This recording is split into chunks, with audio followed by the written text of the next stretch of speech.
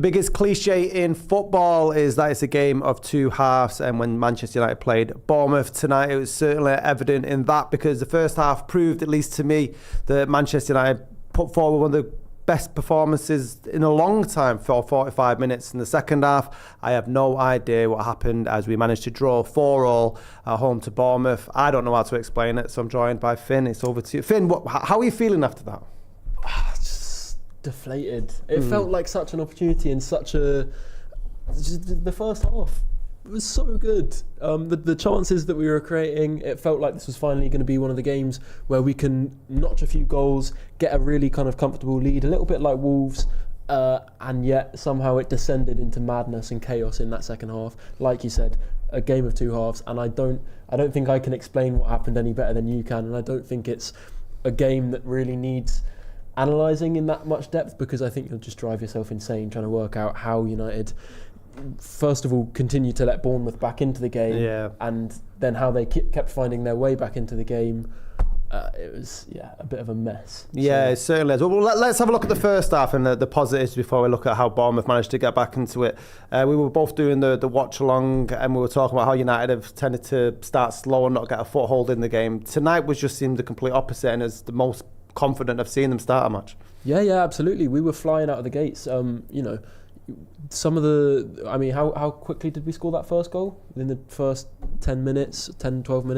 And I thought it was going to be smooth sailing, to be honest. It looked like we weren't giving them that many opportunities. We looked sharp. We were playing with a really, really good intensity.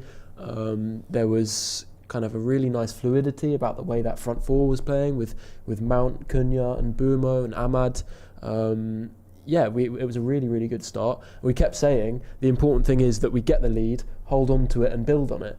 And we did get the lead, but it was just far too easy for Bournemouth to find their way back into the game. And some of the chances we were letting them have, they just cut straight through the middle. I mean, a similar way that we were doing to them. It felt like neither team was that interested in defending. The first half, overall overwhelmingly positive and probably one of the best first halves we've had, but some of the same issues we've seen in the past kind of creeping into that performance as well. Yeah, certainly. You mentioned there that in front of the front four, I know that Amorim's and United this season have come under criticism this week from former players about not being attacking football. They certainly weren't guilty of that tonight, and no. I realise that I might be looking at silver linings, and a lot of people will be upset at the 4-4 draw, but as a spectacle and maybe for the promise going forward, if you excuse the pun, there was lots of positives in that opening 45 minutes. Yeah, absolutely. I think there are a lot of positives to look at. I think, at the end of the day, if you were a neutral watching that game, it would be fantastic. Some of the quality that was on display from United's attacking players, and also in terms of how we built out from the back a lot of the time, it was really, really impressive. So definitely looking forward, even though we're going to be without Ahmad and without Mbeumo for the winter period, I think there are positives and reasons to be excited for the future of United. But until you iron out those defensive deficiencies, the frailty and kind of vulnerability in the middle and in the back, then you're never going to be able to enjoy, that kind of high scoring football that United are playing. So it's kind of a double-edged sword, to be honest. And I can't help but feel a little bit disappointed. I understand your position in terms of it was a fun watch, an 8-goal thriller, and we didn't lose at the end, when at one point it looked like we easily could lose the game. It looked like we'd really kind of fallen away from it.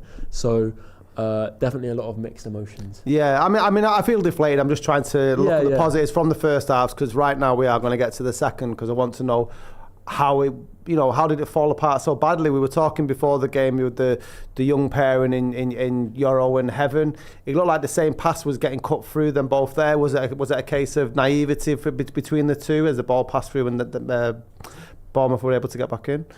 Yeah, I guess you could put some of it down to that inexperience and naivety. Overall, I think until the Bournemouth's goals started to flow in, I thought that both Yoro and Heaven were having very good games, especially on the ball. I think what Heaven was doing, offering us a means of building out from the back through the middle, especially some of that central progression that he was offering was really good. But I think defensively you did see a little bit of maybe naivety, a bit of inexperience creep in, which is to be expected, and these players need to be protected as young players with a big future in the game. But that pass through the middle, I think Heaven might have been guilty of being, got the better of a couple of times there. And also, I think you have to look at the midfield as well. Are we being too easy to play through the middle and allowing those passes to be made? Because it's not just on the final defensive action that needs to be made, that these goals need to be prevented high up the pitch.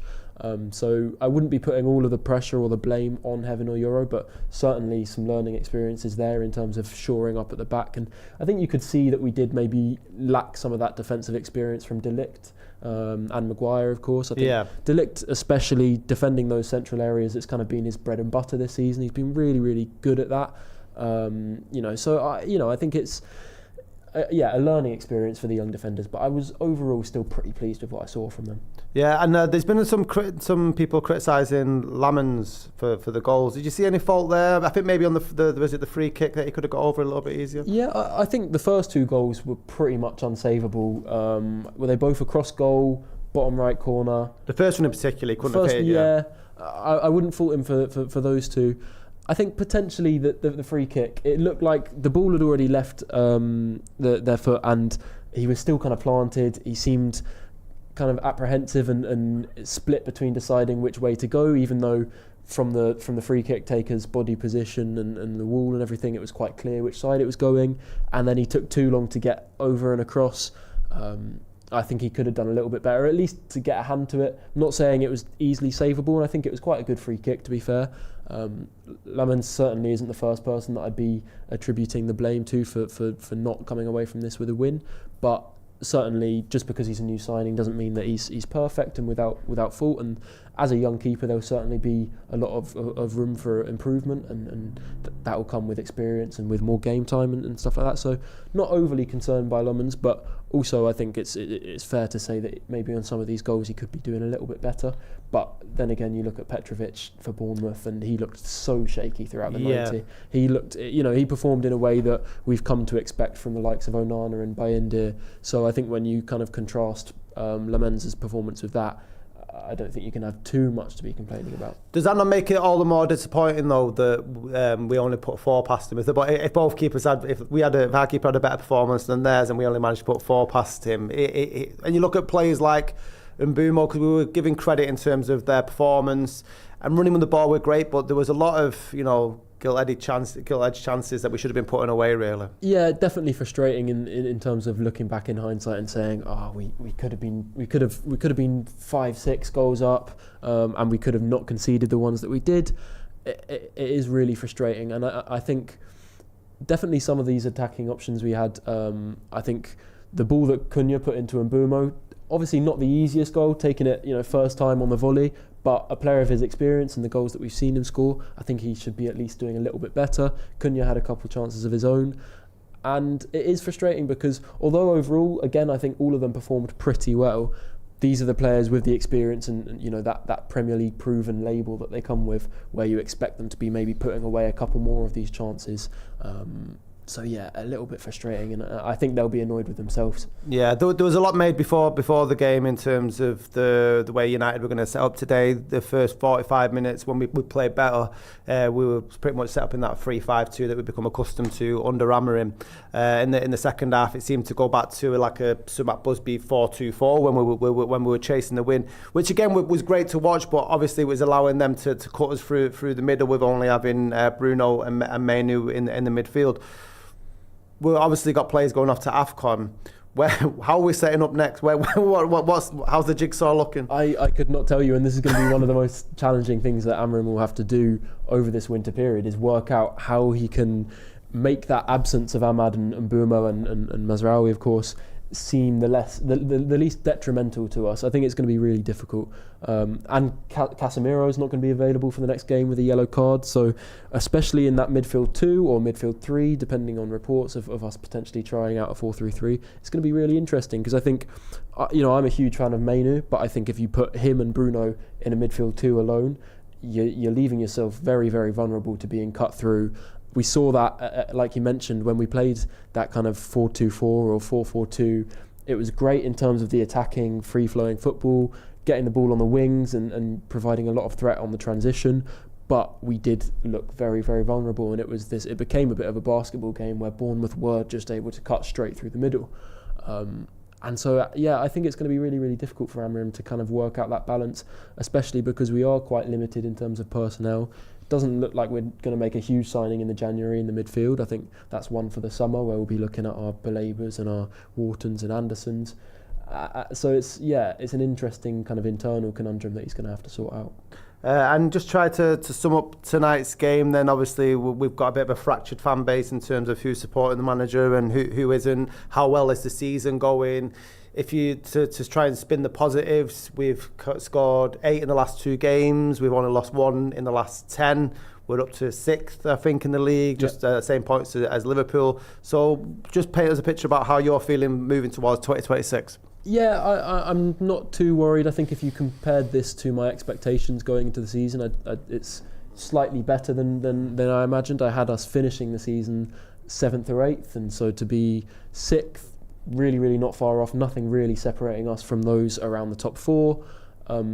Certainly could be a lot worse.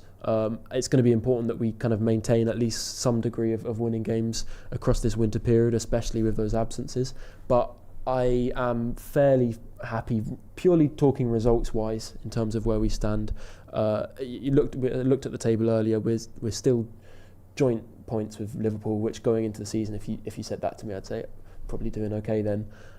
So it's kind of difficult to judge that. Obviously, it's easy to make predictions, but obviously everything changes throughout a season. There's so many ups and downs, and we're still very early in the season. So I'm trying not to make any kind of bold, overarching statements about where we are and where we're headed, but it could be a lot worse. This is what you could say. And I suppose that's one way to sum up tonight. When we were losing the game, it could have been a lot worse. It could have been a lot worse. There was a point where Bournemouth scored their 4th goal, or maybe their 3rd at 3-2. It felt like United had really took their foot off the pedal. The intensity had really slowed down, and I was worried that we'd just be out of the game from that point on, that they'd maybe add another goal and we'd be done for. So I think the way that we did show that fighting spirit to get back into the game and make it competitive again, and give ourselves a platform to go on and try to win, which we did do, to be fairness. We didn't step off it. We didn't just try and protect a win when we were up. We went for more goals, which is what we've been asking Amorim to do and what we've been asking the team to do. I think you can be balanced in your reviews of the game, to be honest. Could be balanced, as was the scoreline. Anyway, I've been Scotty, and that's been Finn. We're getting more people's reviews. Andy Tate's coming down. I'd be interested to see what side of the divide he's on, and you'll have to deal with that. That'll be Finn. So good luck with that. But make sure you're liking and subscribing the video, and we go again against Villa on Sunday. See you soon.